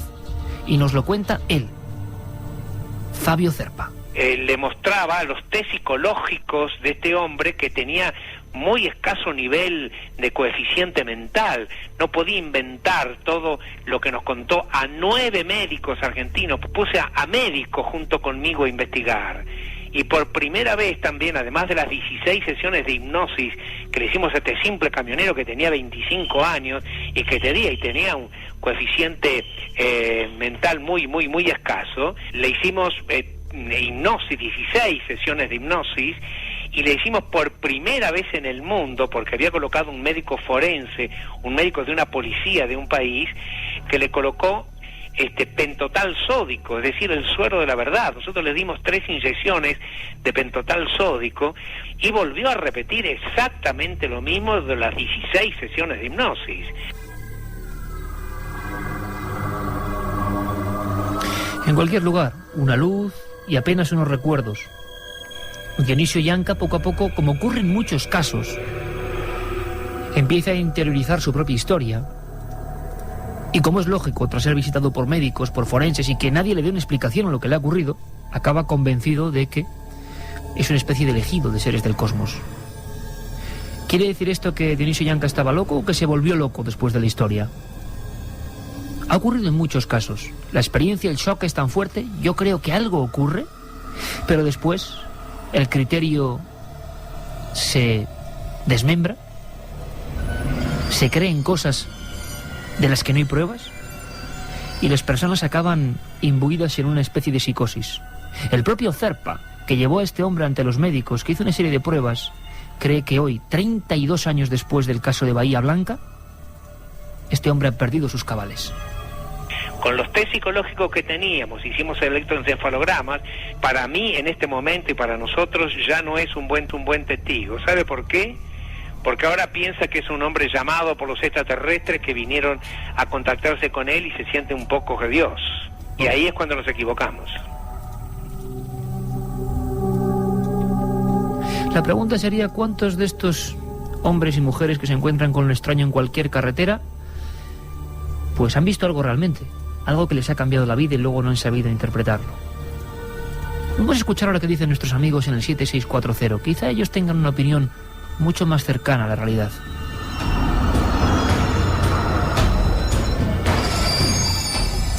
Pues un taxista nos dice, por favor, que no se me pare el coche. Soy vigilante de Valencia. Después de esta historia va a hacer las rondas el que yo te diga. Feliz Navidad a todos. Somos guardias civiles de Castro Urdiales. Nos pasamos el tiempo en el coche y en los pueblos e impresiona. Nos toca trabajar estas fiestas. Pues muchos saludos y buena suerte también en estas fiestas. Guardia civil que ha sido protagonista de muchos casos. Estoy recordando uno cerca de Pozo Amargo, provincia de Albacete. Bueno, una visión muy extraña de una especie de figura que describían los dos miembros de la Benemérita como ¿sabes los típicos maniquís sin cara, con varias piezas articuladas que utilizan los pintores, con una cabeza un poco bombada? Imaginaos a un individuo así en mitad de la carretera. Imaginaos que vuestro coche se acerca hacia él, da las largas, no se aparta y el coche se para. Pero es que el coche se para y el individuo sigue unos 50 metros sin moverse. Y se produce una serie de, vamos a decirlo así, de momento de tensión. Los agentes no saben qué hacer, año 81. El individuo no se mueve y entonces es cuando se da cuenta de que es bastante alto. Por supuesto, además, el aparataje eléctrico del coche se viene abajo, la batería al parecer se gasta en ese preciso momento, y entonces se produce un instante en el cual todo es oscuridad, y ese ser poco a poco se gira como si fuera un militar, un robot, y se mete en el lado derecho de la carretera y desaparece. Los guardias civiles pudieron contactar andando carretera a través, por supuesto no en el mismo lugar donde apareció este ser, e informaron en el cuartelillo correspondiente. Hay muchos casos de este tipo, de visiones en mitad de la carretera, de visiones extrañas. José Germán nos dice, yo soy de Almendralejo y esa historia es muy real. Una noche volvía de ver a mi novia y 100 metros antes de un cruce vi la figura de un anciano con la boca abierta y un paraguas en la mano. Eran las 4 de la madrugada, nos dice Alberto. Otro Alberto, en este caso desde Cáceres, que nos dice que tiene los pelos de punta y que se le han quitado las ganas de conducir de noche. Hola, es la primera vez que me habéis hecho pasar tanto miedo. Conozco la zona y nunca más voy a pasar de noche por allí. Llevo 5 años pasando por allí para llevar a mi novia, pero a partir de hoy nada será igual. Nos escribe un amigo desde Badajoz. Yo estuve en ese cuartel de maniobras hará 5 años y una de las noches dando una vuelta nos pareció ver a alguien en la carretera. Echamos a correr. Soy Adai, mi padre también ha visto a la portuguesa debajo del árbol. Lo pasó muy mal e incluso necesitó ayuda psicológica. Como siempre, analizando una historia surgen muchas más. Testimonios callados que ahora pues quieren gritar de alguna manera, aunque sea a través de esta vía, que ellos también lo vieron. En ese libro, en ese trabajo de 3 años de investigación, La noche del miedo, incluso pude hablar con personas que habían sido, con nombres y apellidos y sus fotografías, ametralladas en esa Nacional 5, pues por una serie de errores en una noche de pánico. Totalmente justificable, no en el sentido de ametrallar a alguien, sino en el sentido de que el pánico y la histeria se apoderó de toda esa zona aquel 12 de noviembre de 1976. Sin duda alguna, una noche de auténtico miedo. Como, Alberto, miedo pasó mucha gente creyendo que había sido teletransportada, ¿no? Sí, tenemos que hablar de un caso que yo creo que fue de boca en boca en Argentina, un poco se convirtió en una de las leyendas urbanas, y a partir de ahí pues empezaron a ocurrir muchos sucesos extraños, de repente empezaron a ocurrir apariciones, avistamientos ovni, y bueno, pues una investigación que fue llevando pues hacia descubrir que verdaderamente esa teletransportación tal y como nos habían contado tampoco existió, ¿no? Parece ser que llevó una investigación, que parece ser que se estaba pues promocionando una película de aquel entonces y que todavía ha sido una pequeña farsa, un pequeño montaje. Lo que sí dio pie es a otras leyendas, a otras historias, y a partir de ese suceso, llamado el caso Vidal, empezaron a ocurrir diferentes cosas extrañas, ¿no? El relato robot sería un coche, va caminando y de repente la típica niebla, densa niebla, y de repente la primera historia que al final nunca se supo si era verdad, mentira, la historia del caso Vidal. Es que ya lo estoy viendo, ¿eh? A muchos de nuestros oyentes conduciendo en este momento, a lo mejor incluso, pues fíjate, por un paraje de estos oscuros. Y quién sabe, a lo mejor miran la ventanilla y empiezan a descubrir que empieza a llegar esa neblina. No sé si alguno de nuestros oyentes se atrevería para ir a una gasolinera a estas horas a echar gasolina. A lo mejor resulta que en vez de cobrarles en euros, pues no sé, les cobran en otra moneda. En ducados, ¿no? Antiguos. Porque hay una historia muy bonita de viajes en el tiempo, ¿no? No solo en el espacio, sino en el tiempo. Parece un mito que se repite. Y tú sabes, Alberto, que hay ahora muchos amigos de muchas gasolineras solitarias, ¿verdad, Carmen? Que nosotros, por ejemplo... Carmen y yo cuando vamos de viaje es que vamos por todas.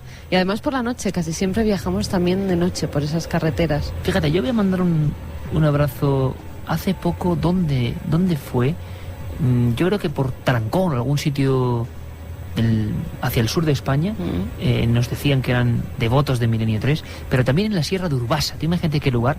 La Sierra de Urbasa, un pequeño surtidor, seguro que me está escuchando ahora este amigo, una de estas gasolineras solitarias, ¿no? Que se queda casi sin luz en mitad de las montañas de Navarra. Pues imagínate la noche como esta, Alberto.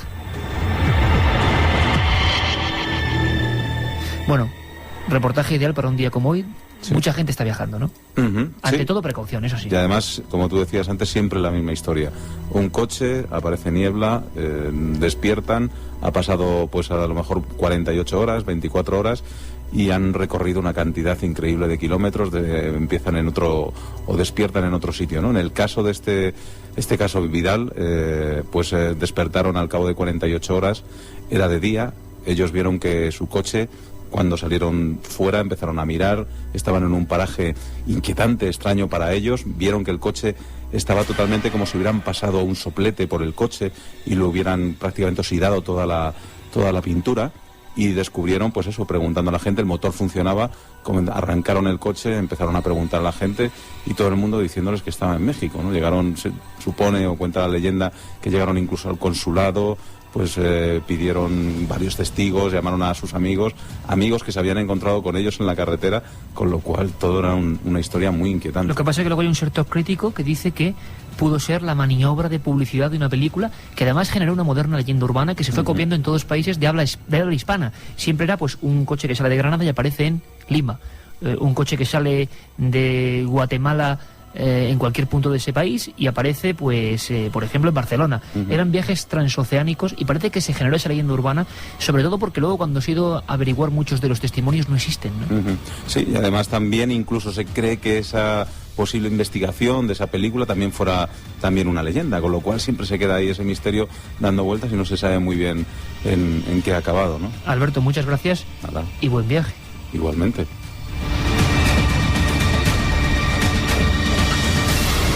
Por cierto que hablamos, Alberto Granado nos comentaba que los grandes casos, pues bueno, están ahí y son muy polémicos, pero es que hay algunos que sí tienen nombres y apellidos. Hay algunos que sí tienen nombres y apellidos. Escuchamos a Fabio Zerpa y luego Carmen nos va a contar la historia del que se llamó, misma franja de tiempo, años 70, principios, ¿por qué ocurría esto en esa época? Incidente, quedaos con el nombre, Brunelli Porchetto. Por ejemplo, para Brunelli Porchetto iban en una ruta con un viejo Ford, y de repente hacen un recorrido de 180 kilómetros, lo hacen prácticamente en 40 minutos, que es imposible de hacerlo, que ellos en determinado momento sienten como que están flotando con el auto, ven como una luz alargada al costado del camino, claro que era la nave que evidentemente los transportó, los sacó del lugar a donde estaban y los llevó para adelante.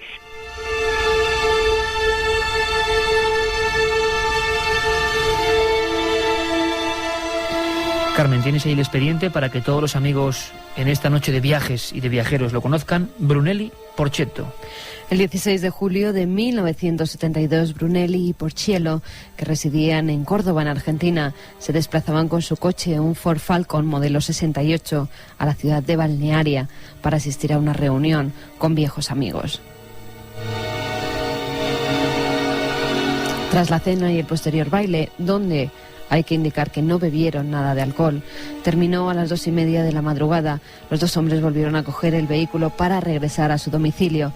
Así llenaron el depósito de gasolina y comenzaron a circular por la carretera a una velocidad media de entre 80 y 100 kilómetros por hora. Tras pasar una localidad llamada Arroyito, observaron una potente luz blanca que iluminó todo el entorno. Brunelli divisó algo que le identificó como un objeto en el cielo, pero su compañero le apremió para que acelerara, porque lo más seguro que fuera una tormenta. Eran ya las 3:10 de la madrugada y llevaban recorridos unos 16 kilómetros desde que emprendieron el viaje, cuando a un lado de la carretera observaron una hilera de luces rectangulares de color anaranjado y unos 50 metros de largo. De pronto se dieron cuenta que ya estaban a pocos kilómetros de su destino, pero deberían haber tardado unas 2 horas y habían realizado todo el recorrido, incluso la parada, echar gasolina, las luces, en menos de 1 hora. En ese momento Iker casi no se dieron cuenta, pero el día después comprobaron que el depósito de gasolina pues había gastado muy poco, efectivamente como si tan solo hubieran circulado unos pocos kilómetros. Brunelli además comenzó a sentir un hormigueo en la región lumbar derecha, pero en cambio su tensión arterial, que siempre la había tenido alta, se estacionó. Y es que en muchos casos de encuentros en la carretera se producen alteraciones físicas en los protagonistas, en el conductor. Yo recuerdo uno de los casos que pude publicar en Enigma y en alguno de mis primeros libros, en Gerona, en La Escala, año 97, mes de marzo. 2 policías con 20 años de hoja de servicio se encuentran con una especie de figura muy parecida a la que hemos comentado antes, una especie de silueta negruzca, cabeza bombada, brazos largos, flotando y enmarcada por una especie de aureola o de luminosidad. Uno, Manuel Delgado y Manuel Caballero, uno de ellos se baja del vehículo y quedó seriamente afectado. Hubo derrame sanguíneo en un ojo y, sin embargo, el hombre que se quedó dentro, Manuel Caballero, sufrió una espectacular mejoría de una enfermedad importante que más o menos llevaba, a pesar de que estaba de servicio, una herida por incisión después de una operación. Pues prácticamente se recuperó y todas las constantes cardiovasculares se recuperaron, al menos durante un tiempo. Producto de la emoción, ¿quién era aquel individuo? También ocurrió en la carretera y también se detuvo el vehículo oficial de la policía. Pude encontrar uno de los expedientes por el jefe de la policía de Gerona que certificaba que el caso era real y que creía en el testimonio de los 2 protagonistas. Hablamos de 2 policías españoles, hablamos de no hace tanto tiempo. Y seguimos hablando de más casos que ocurren en rutas, casi siempre, como decimos, carreteras secundarias, casi siempre en lugares donde de repente el paraje se vuelve monocorde, donde no te cruzas con otros coches. Y me gustaría decir dos características que yo me he encontrado durante mucho tiempo investigando este tipo de sucesos. Por ejemplo, el caso de las 7 villas en Cantabria, donde un hombre circula tranquilamente y se encuentra una especie de figura que parece un payaso, con un gorro, con una especie de capirote, y conforme se va acercando lo que parece es una especie de reo de la Inquisición, que está de repente en mitad de la carretera. Fue un caso célebre que llegó a investigar el Ejército del Aire, aunque luego su proceso no acabó nunca en los archivos oficiales. Otro tanto ocurre con un caso que pusimos aquí en Milenio, el caso del puerto de Alisas, de otra figura, también de aspecto grotesco. Los testigos no ganan nada, al revés, con contar esto. Lo que ganarán es el silencio, el vacío de su comunidad y más aún, imagino, con el descrédito que la televisión ha generado habitualmente con estos temas. ¿Quién va a contar esto? ¿Para qué? ¿Por qué alguien dice que de repente se ha encontrado con eso en un punto de la carretera? Vamos a seguir ampliando perspectivas. Volvemos a conectar con Fabio Zerpa en Buenos Aires para hablar de casos que se pudieron investigar en nuestro país, en España. Hay un caso también de un médico madrileño que yo investigué también, que prácticamente hace Sevilla y Madrid, lo hace prácticamente en 40 minutos, y estoy hablando de 20 años atrás, o más quizá. En el caso de estos dos, los 3 músicos, ellos vieron también como que el auto, el coche, iba un poco como moviéndose, un poco por arriba, ven también una luz extraña, y de repente cuando van a entran en unas luces, dice, bueno, esta debe ser tal con la localidad, ustedes no saben qué dice, y cuando se dan cuenta que están entrando en la ciudad de ellos. Manda un SMS al 7640. Escribe la palabra milenio, espacio y lo que nos quieras contar. Comentaristas de Milenio 3. Sabemos que siempre hay alguien al otro. ¿Esa es a la cola para entrar? Anda, vámonos. ¿Qué dices? Ven. Hola, somos 2. Está bien, pasad. ¿Pero le conocías? No. Eres único. Único 43, por favor. Hugo 43. Nadie sabe más de la noche.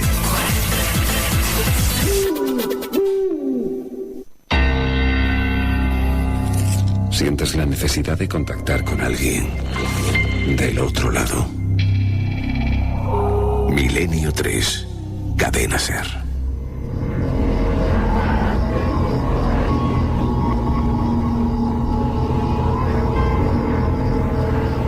Muchos mensajes en esta noche ya navideña que nos mandan al 7640, palabra clave milenio. Yo hice la mili en Talavera y lo de la Portuguesa no es lo único raro que sucede allí. Lo peor es el polvorín. Allí pasa de todo. Buenas noches, tengo 16 años y estoy en el coche con mi padre y mis hermanos dirección Almería, y solo escucharos se nos ponen los pelos de punta. Qué bonito, ¿no? Que vaya toda la familia en el coche por esas carreteras oscuras y escuchando. Hablando de Almería, quizá estén pasando cerca de Gádor, del terrible sacamantecas Francisco Leona. Tú arréglalo, Iker. No, porque es que allí yo recuerdo que recogí testimonios que la gente pensaba que el espíritu de Leona, todavía, con los niños en un saco, de ahí nace el mito del hombre del saco, seguía vagando por las montañas de aspecto lunar de esa provincia, ¿no? ¿Y te imaginas la escena, Carmen? De Leona, con el niño en el saco, y también en Almería, bueno, pues La Roya, ¿no? Los extraños fuegos fatuos que quemaban a la gente y a los enseres en La Roya. Igual están en uno de esos 2 puntos, espero que no. Pues tú imagínate esta imagen terrible que nos cuenta Manuel desde Ibiza. Hubo un atropello, un ciclista acabó destrozado, una pierna quedó colgada del tendido eléctrico y bastante gente ha visto el espectro del ciclista. Voluntarios de Cruz Roja. Hemos atendido accidentes en un cruce Antigua Nacional 3 con carretera Tielmes y todos cuentan que se les cruza una mujer con pelo largo. Es curioso, a ver si podíamos conectar con alguno de estos para futuros programas, de futuros amigos también, ¿no? De la Cruz Roja, que saben de muchas historias, igual que cualquier servicio, ¿no? Tanto de fuerza de seguridad como servicio público. Hay historias. Hay una, por ejemplo, en un pueblo concreto de Levante, cerca de la población de Silla, que hablaban de lo que provocaba algún accidente. Bueno, imagino que esto es leyenda, ¿no? Pero nosotros estamos dando esta información, que es la que nos transmiten. Y fíjate esto fue en el año 91, se publicó en la prensa local, hablaban de un huertano, de una especie de figura, de un agricultor, pero como del siglo XVIII-XIX, que algunas personas habían visto que el atuendo, la ropa, no era la actual. El tipo de albarcas que llevaban, el tipo incluso de herramientas para la tierra, bueno, tenían ese aspecto mucho más antiguo. Curioso. Mi padre es taxista y una noche vio una mujer vestida de blanco y de época en una carretera secundaria de Málaga. Felices fiestas, pues igualmente. Hoy mucha niebla, ahora quien baja del coche, qué mal me lo hacéis pasar, aunque me encanta. ¿Sabéis alguna historia curiosa en Zamora? Nos preguntaba Patricia. Bueno, esto es telepatía pura, son las 2:45, hay gente que dice, no, es que quiero tal, respondo a las preguntas, y es que no puede ser, es en directo, 2:45, pero cuando hablabas de taxista, estaba pensando, el taxista de Nuez de Aliste, Zamora. Así que respondemos y matamos dos pájaros de un tiro. Nuez de Aliste, agosto de 71, un taxista de esa localidad se enfrenta con una especie de figura ovalada, o más bien parecido a un paraguas, que le empieza a perseguir, luego se pone delante, se le aproxima en pleno silencio, lo que más asusta a este hombre, que llega casi a sacar el brazo por la ventanilla de su viejo 1500 para decir que es amigo, es que aquello no emite ningún sonido. Entonces tú imagínate estar en plena noche por una recta y ver que una figura que no se parece a nada, que no tiene motor, te persigue a ti, que estás ahí solo. Y entonces se abalanza sobre él y a un metro apenas del cristal, cuando va a producirse el impacto, sube hacia arriba en 90 grados. Nuez de Aliste, Zamora, año 71. Pero de Zamora habría que contar 1000 cosas. Es la gran desconocida Zamora, ¿eh? Es el único sitio, Carmen, donde un juez levantó acta de un aterrizaje ovni. El caso de Alcañices. Creo que lo contamos aquí en su día. Tony desde Valencia, que nos dice, por favor no me hagáis esto, que voy con el camión entre La Escala y Figueres. Soy Raúl. Escala. Desde Sevilla. Hice la mili en Talavera. En el 98 ya no se hacían guardias en esa garita. En el 98 ya no se hacían guardias porque no querían. Eso contaba Andrés Herrera. Es una historia curiosa. Y bueno, curiosamente en La Escala también no solo está el caso de este individuo. Hay otro caso en carretera muy extraño, el de Josep Font, que yo no sé si se habrá resuelto o no, porque yo lo investigué cuando estaba allí, sobre el lugar de los hechos, en la entrevista a estos dos policías. Fijaos qué curiosa esta historia. Pocos días antes de la denuncia por parte de la intervención policial de la observación de ese ser y de esa figura, un huertano, volvemos a hacer un bucle aquí, Josep Font sale con su mobilet de 50 centímetros cúbicos, imaginaos lo que puede dar de sí esa moto, además iba a echar gasolina, por lo tanto debía estar en la reserva, el buen hombre, se aproxima a la carretera comarcal, llegando de una especie de esas carreteras de barro, y desapareció. Pero es que no desapareció solo él, desapareció la moto. No se encontró ni la moto ni a él. Conducía y sin saber cómo me vi dentro de una niebla muy espesa. Tampoco sé cómo salí, pero al salir me encontré en la dirección opuesta. Hola Iker, me llamo Marioto, estoy con mi amigo Rubén escuchando por internet. Aquí en Melilla también se habla de la aparición de una mujer vieja. Soy Ramón, este verano mi novia vio una mujer de espaldas en una curva estrecha yendo de la Marina a Guardamar. Yo no la vi, qué miedo pasamos. Otro de los puntos calientes. Sí, otro de los puntos calientes. Por cierto que hace poco vi un informe, Carmen, esa carretera que conocemos bien, porque tu familia vive en esa zona, la 340, a su paso entre las provincias de Murcia y Alicante, dicen que es la carretera más peligrosa de España. Sí, sí. Que es curioso que en las carreteras más peligrosas aparezcan estas historias, ¿verdad?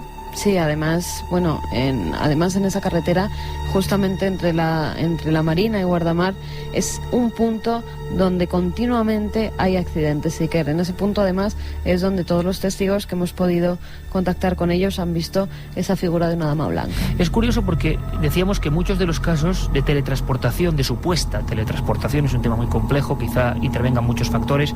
Yo soy bastante escéptico en esta historia en concreto, pero no tienen nombres y apellidos. En este caso sí.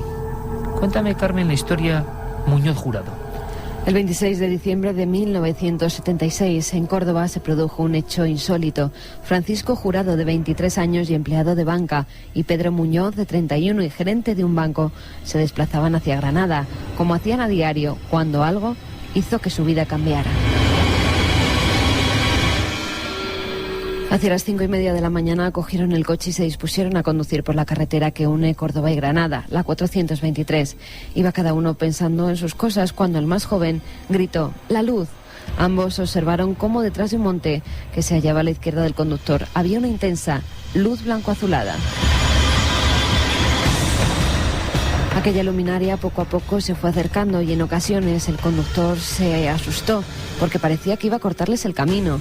Observaron cómo aumentaba de tamaño y cada vez estaba más cerca. Presos del terror comenzaron a rezar hasta que el aparato se puso encima suya.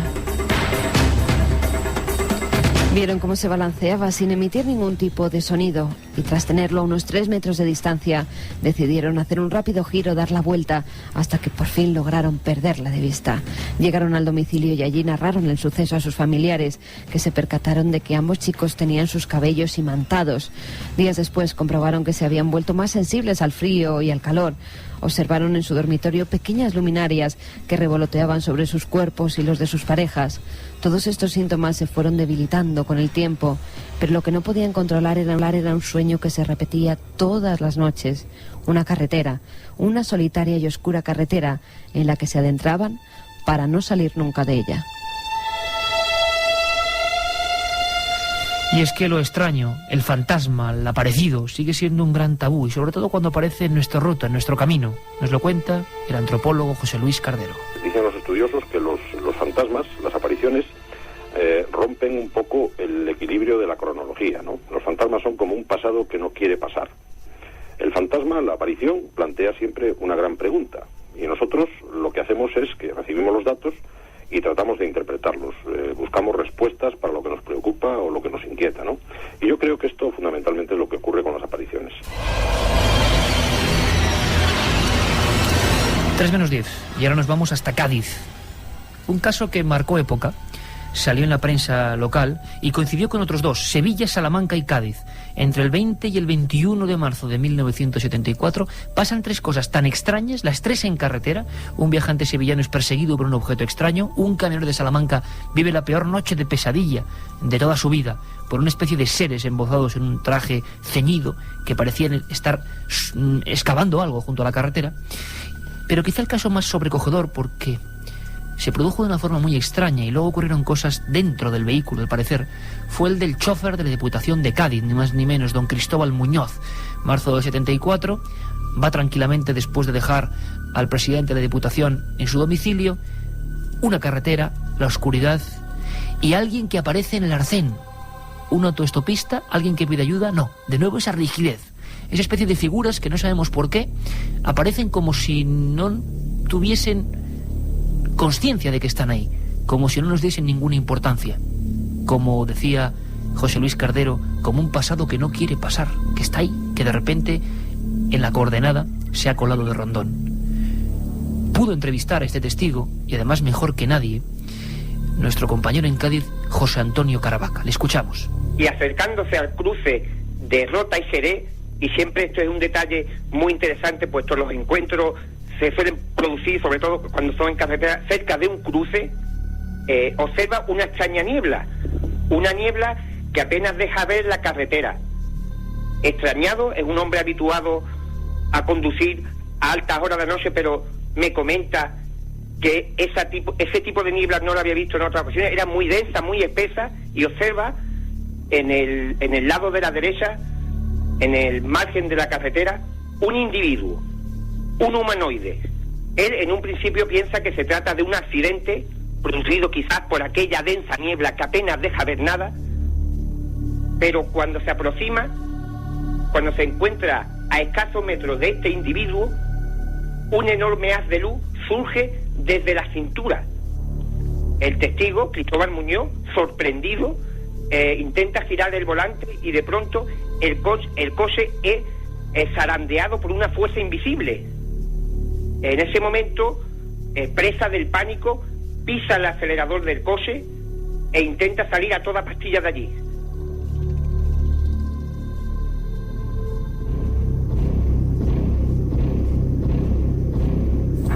Un individuo alto, aparentemente normal, que no hizo ningún movimiento y que destelló desde la altura de la cintura el coche del chofer de la Diputación de Cádiz. Un miedo que se reprodujo durante años a pasar siquiera por el mismo lugar, haciendo un rodeo gigantesco con el coche oficial y el presidente de la Diputación dentro para no pasar de nuevo. El miedo a estos sitios se queda grabado en la memoria. Incluso Cristóbal Muñoz es un hombre recio, auténtico, que sigue sin creer en historias de fantasmas. Él simplemente dice que lo vio. Pero hay algo que nunca se había contado, algo que descubrió nuestro compañero José Antonio Caravaca, ese gran investigador de campo de las tierras de Algeciras. Pudo entrevistarlo en muchas ocasiones. Él nunca había vuelto a querer contar la historia. Pero es que pasó algo dentro del coche. Eso quizás es lo más tenebroso. Cuando huye de allí, cuando, según la prensa nacional, dijeron que el chofer y su coche se zarandearon como una hoja, como si una mano invisible los revolotease, ocurrió algo dentro del pequeño habitáculo. Nos lo cuenta José Antonio Caravaca. Siente una fuerza tremenda que zarandea todo el vehículo, un SEAT 1500 oficial, es zarandeado y, fíjate, Iker, de pronto siente que aquel ser se ha introducido en el vehículo. Es una impresión que tiene el testigo, de que aquella extraña entidad se ha colado en su automóvil. Imaginaros, a las 4 de la madrugada, rodeados de niebla, aquel ser emite un potente haz de luz y parece que se introduce dentro del vehículo. En ese momento, ya presa total del pánico, Cristóbal Muñoz, a través del retrovisor, comprueba que detrás del coche no hay nada. Y todo esto incluso le lleva a casi perder el control del automóvil y salirse de la carretera. Posteriormente, alejado ya, gira la cabeza y ve que no hay ni el menor rastro, ni del humanoide, ni de la luz.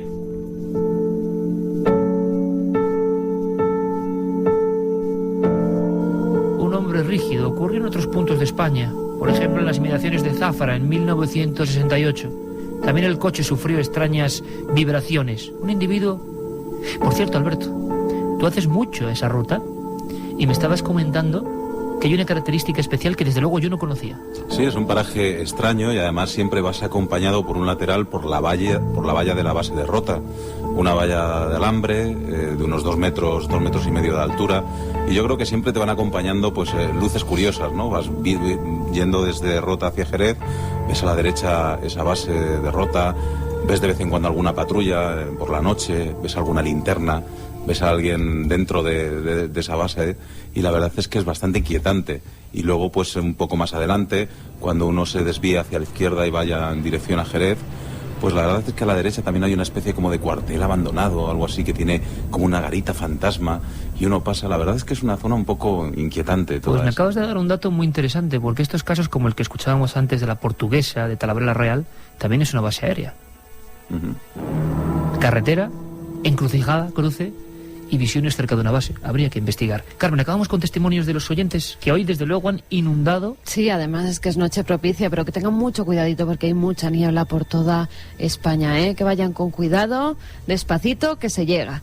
Estoy trabajando en la gasolinera de La Mancha, gracias a tu programa Creo en lo Paranormal. Su padre es guardia civil y vio algo, nos dice.